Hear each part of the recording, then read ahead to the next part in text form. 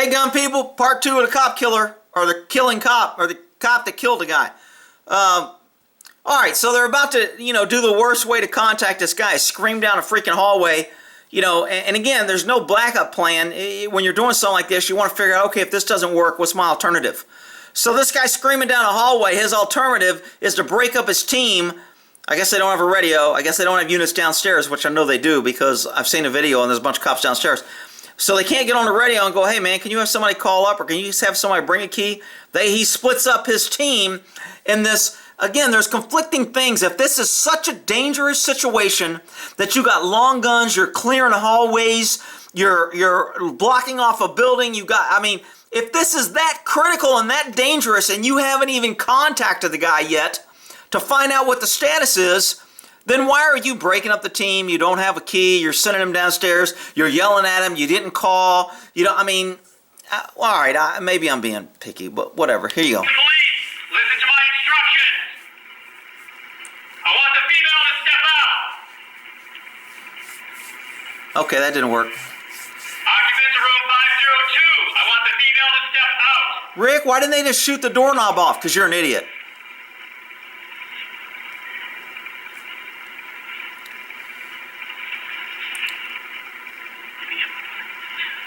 Okay. We call this a plan not working. So they're playing. Occupants of room 502. Listen to my voice so I don't have to send in the dog. Okay, I'm threatening with a dog. Acknowledge me. Maybe they can't hear you. Maybe they think there's a drunk in the hallway. Occupants of room 502. This is the Mesa Police. Listen to my instructions or it's going to become very uncomfortable for you. What the hell does that mean? Listen to my instructions, are going to be very uncomfortable. What are you going to do? Turn on the heater in my room and make it warm? Come on! It's going to be very uncomfortable? Hey, we got a report of a gun and somebody in there with a gun. We're trying to figure out if there's a hostage or what. If there's somebody in there, acknowledge so we can open up communications. Somebody say something. He don't even know if they can hear him. He has got zero acknowledgement that there's even anybody in the room. I mean, by the time they got there and got all these people, they could have left. They could be talking in an empty room. Now, again, I don't know. Maybe they checked with the thing. Maybe they got a camera. I don't know. But it just seems kind of clustery to me. The female is to step outside of the room. Now we're asking a female to step out. I don't know how we know a female. There's only supposed to be a male in there. Because his wife's at home with the kids. Because he's a great husband and they got to grow up without a dad now because the cops went there and killed him Grab me a key card. for no reason. Oh, now we need a key card. Really? Damn. Yeah, I want to try that. Hey, Rich, could you go back with the key card? Hey, go back and get her key card. Yeah, shit, we're not doing nothing. We'll just sit up here and freaking, what the hell? We got the whole hospital locked down. We're all getting paid. Why don't you run back down 5 stairs, take the elevator, make sure and clear the elevator again. Here, take Billy Bob with the rifle and clear the elevator in case somebody jumps out of the elevator. You know what? You know who I'd hate to be? Somebody that was leaving my room going to freaking dinner and walk out on these knuckleheads. What the hell are you guys doing? They'd be yelling, he's got a gun. I go, no shit, I got a gun. I'm a retired cop. You guys need to chill out and quit pointing your shit at me. Oh, Rick, you're a bootleg All right, here we go.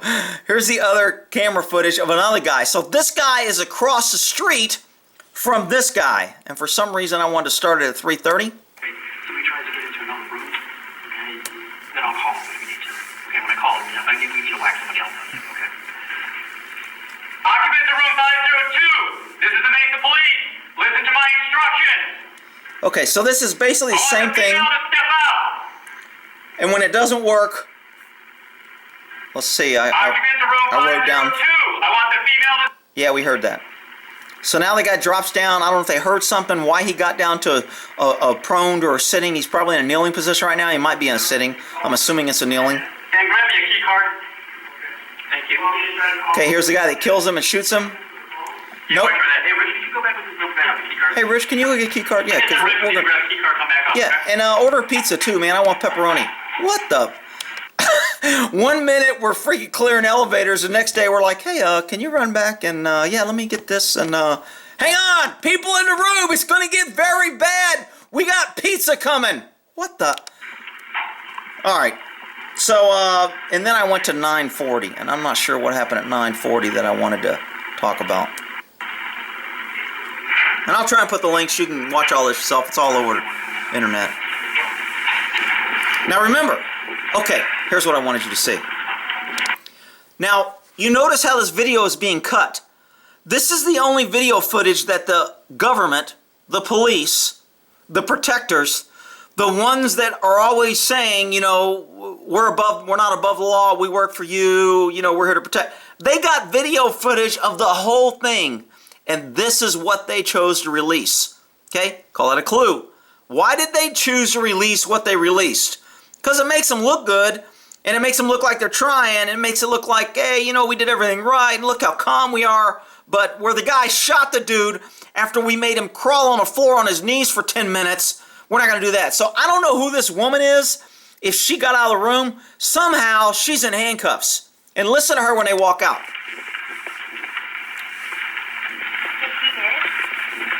And my main concern right now is to get you out of the area and to make sure that you're okay, all right?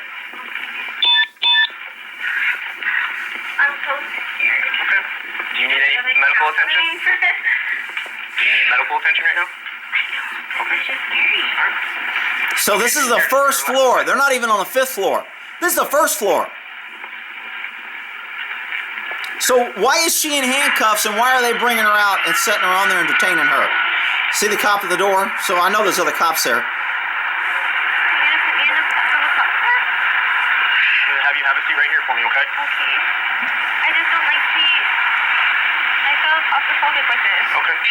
Well, you're outside, so you shouldn't be claustrophobic, okay? I know that, like, Another cop. my arms.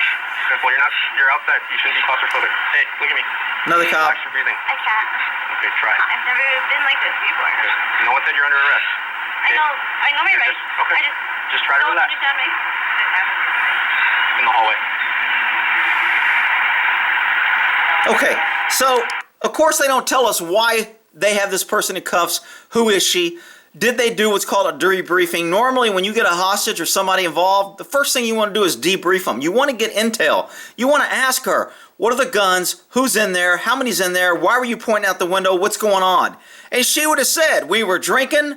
The guy works for Walmart. He freaking has a pellet gun where he shoots birds. He showed us a dead bird and his pellet guns, and he pointed the gun out the window to show us how the scope mount. Nobody's got a real gun. We're just 3 of us in there, and if they would have debriefed or asked her any of this, maybe they wouldn't have had to kill this guy, and they could have took a breath and went, okay, we don't have the sniper, that tried to shoot Bin Laden or some shit. Yeah, we've got somebody with a pellet gun that works at Walmart. Let's take a chill pill. Instead, somebody ends up dead. And I mean, if you read the, I've got some other things in here. This was another article. What the hell did I just do? This is his statement, which is pretty long and pretty clear-cut. This is a supplemental report that if you want to read the whole thing, the officer that gets there explains what happened on the video. So he pulls the video. This is the guy doing this officer shooting investigation. And you can tell by the wording a little bit he's trying to cover the cop's ass a little bit. The guy reached for his waistband area, which could have been consistent with actual grabbing of a weapon from the waistband area. Then later he says his pants are down by his knees and he could have been pulling his pants up. So, I mean, there's a little bit of I got to give the cop the benefit of the doubt. But the fact that they fired this cop, and they have already, not only did they fire him, they,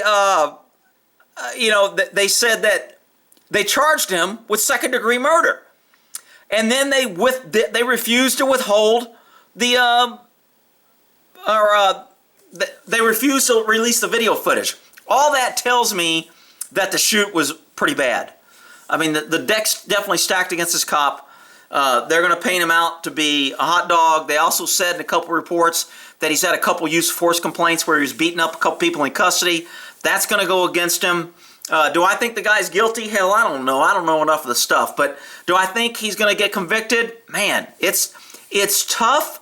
You know, even though you got all these people hollering about he's got "you're fucked" on the rifle, and, you know, there was a woman in there and he was drunk, and you know, he actually had a gun, and how are the cop to know he didn't have a gun? And if he has one gun, then he must have two guns. So, I mean, there's just so much stuff that's going to keep coming out about this guy. I mean, it's hard to say where this will go. You know, the guy shot 5 times in less than 2 seconds. The guy was unarmed. The guy was pleading, "Don't shoot me."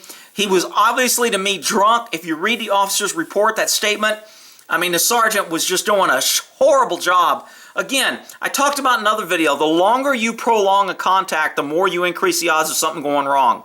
So you want to make short, clear things. You want to get things done. Why they have this guy crawling on all fours to you, I got no freaking clue. You know the guy's drunk. He's got slurred words. He's confused. All the officers say he's confused. He's having a hard time following directions. It's like a FST test. So what do?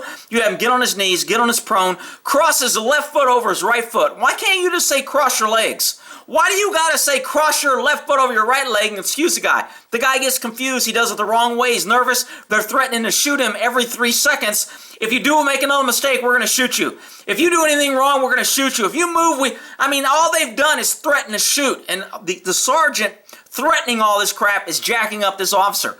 He's making this officer justify, hey, this is a dangerous situation. I better pay attention. The Sarge is even scared. He's even telling him we're going to shoot him. I got to be ready to shoot him. If he moves, I got to be ready to shoot him. I don't want him to shoot one of my guys. We're in this narrow hallway. There's 5 cops. If he does pull a gun, if he has a gun, and he starts shooting, we got nowhere to go.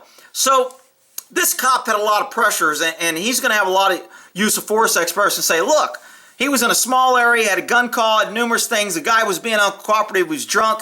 He reached for his waistband. How was he supposed to know he was pulling up his pants or going for a gun? He had failed to follow orders on numerous times before he shot him, so he gave him some chances. He wasn't like he was trying to kill him. It wasn't like he wanted to kill him. You know, the other side of the coin is going to be, you know what? The guy puts, you're fucked on your gun. He's out there being a hot dog. His dad was in IA in Afghanistan. He's a warmonger. He's got all these tattoos. He wants to be a badass, and he just couldn't wait to shoot this guy, so he shot a poor guy who was crying, please don't shoot me. So those are going to be the two sides that they're going to try to get everybody to believe. And remember, normally, you know, there's 3 sides of the story. There's your side, my side, and the truth lies within the middle. So, because we all see things from our own filter and our own perspective. Cops will see things through their filter and their perspective. The victims will see things through their perspective. And, you know, the courts will hopefully find the truth in the middle. Now I got no faith in court to find the truth. But a lot of different links. This is an interesting case. It's going to go a lot of different ways. Will the guy be guilty or innocent? You know, only time will tell. But there's some people that are upset. Luckily, the guy's white. If the guy would be black that he shot, this would be 10 times the story. He wouldn't have got out on his own recognizance. They would have issued bail because they'd be scared of the riots and, you know, to upsetting the animals and the thugs to freaking start tearing down and looting every city. So, but because he's a white guy, there's not going to be any looting and a bunch of that other crap. However, the fact that they are refusing to release the video is huge. And in the court's mind, they're going to say, we don't want to release it because it'll ruin the jury pool. My thing is, the jury's going to get to see the video. What do you care if they see it before or later? Doesn't matter. They're going to see it in the trial. So, you know, government doesn't like to look bad. They're going to protect government. They don't want to give the people too much stuff to use against them. So the fact that they were holding this tape is just, to me, BS. You know what? Those who have nothing to hide nothing. The government's hiding this tape for a reason. They got something to hide. Okay? I'll be following this long way, see where it goes. But if you want to look at it through all these links, you should be able to figure out something. If you put things like this on your personal guns, you're kind of asking for trouble if you ever get in a shooting, because they're going to be using it against you just like that. All right? I think he's got Milan LeBay on there too, on one of them, which is Come and Take It, which I don't really have a problem with. Non-gun people will have a problem with that, saying it's a big, you know, but yeah, I mean, Milan LeBay is just a Second Amendment supporter. You understand the right to bear arms. All right, we'll end that there.